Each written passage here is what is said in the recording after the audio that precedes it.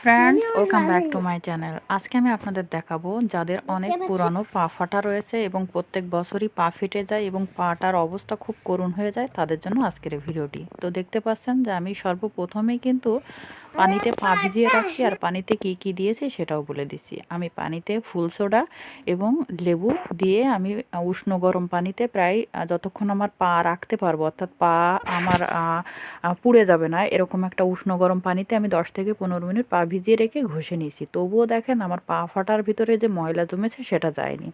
তাই লেবুতে আমি চিনি মিশিয়ে কিন্তু বেশ কিছুক্ষণ আমি এভাবে ডলে নেব, যাতে আমার পায়ের ফাটার ভিতরে যে ময়লাটা ঢুকেছে সেটা যাতে বেরিয়ে আসে।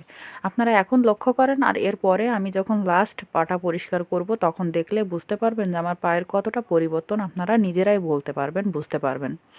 আর আমি মিথ্যে বলছি না, সত্য বলছি, আমার পা দেখেই আপনারা বুঝতে পারবেন। যাই হোক, তো আমি কিন্তু পাটা ভালোভাবে ক্লিন করে নিলাম। এবার একটা প্যাক তৈরি করব আমার পায়ে দেওয়ার জন্য, কারণ আমার পাটা অনেক রুক্ষ, ড্যামেজ এবং ফেটে একদম মানে খুব খারাপ অবস্থা।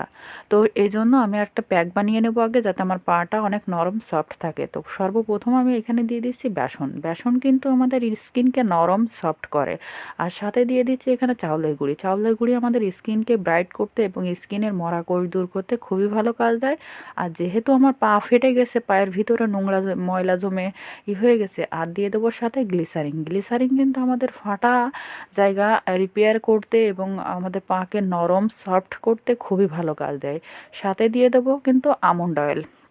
আমি এখানে আমন্ড অয়েলের পরিবর্তে আমি এখানে কিন্তু অলিভ অয়েলটা দিচ্ছি, কারণ অলিভ অয়েলটা আমার স্কিনে বেশি ভালো স্যুট করে। যাই হোক, আমি সবগুলো উপাদান দেখতে পাচ্ছেন।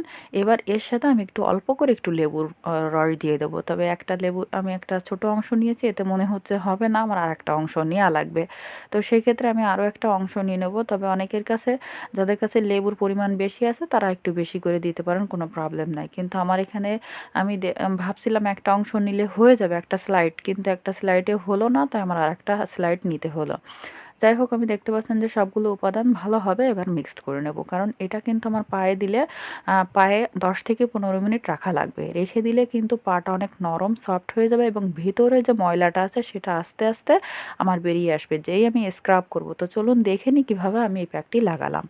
তো দেখতেই পাচ্ছেন আমার পায়ের অবস্থা কিন্তু খুবই খারাপ, আর এই পায়ে কিন্তু আমি এই প্যাকটি এবার লাগাবো। তো আমি এটা সব জায়গায়, আমি জাস্ট ক্যামেরার সামনে যতটুকু আসছে ততটুকুই আমি আপনাদের দেখাচ্ছি, কিন্তু আমি আমার পায়ে এটা কিন্তু লাগাবো। কারণ পায়ে লাগালে কি হবে, আমার পায়ের সাথে সাথে আমার হাতে যেখানে যেখানে লাগতেছে সেখানেও কিন্তু আমার হাতও পরিষ্কার হয়ে যাবে। তো বুঝতেই পারছেন।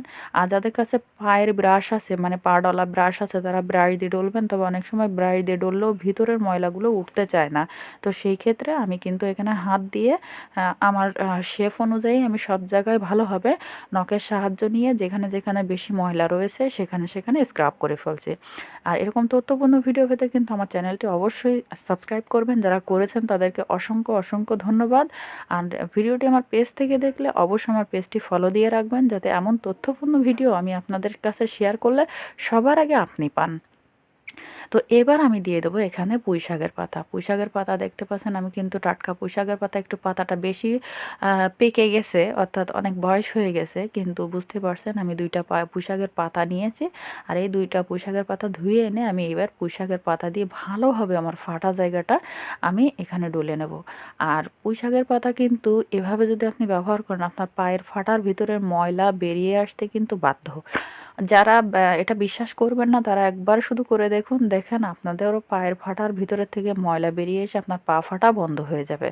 তো দেখতে পাচ্ছেন যে আমার পাতাটা কিন্তু ভালোভাবে ধুয়ে নিয়ে এসে আমি ভালোভাবে এখানে 2টা পাতায় ভালোভাবে আমি ডলে নিচ্ছি।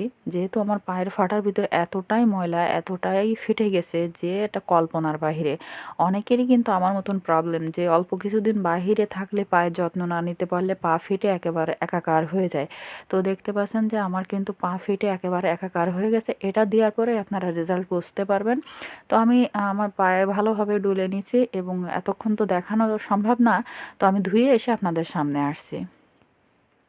তো তো দেখেন আমি ধুয়ে কিন্তু আমার ধোয়ার পরে আমি আপনাদের সামনে আসছি। দেখেন আমার পায়ের অবস্থা, আমার যে পরিমাণে পা ফাটা ছিল এবং যে রুক্ষ ড্যামেজ ছিল আমার পা, সেটা কিন্তু এখন অনেকটা মানে একেবারেই হয়ে গেছে। তো ভিডিওটি ভালো লাগলে অবশ্যই একটি লাইক দিবেন, চ্যানেলে নতুন হলে চ্যানেলটি সাবস্ক্রাইব করবেন, অবশ্যই ভিডিওটি ভালো লাগলে একটি লাইক দিবেন।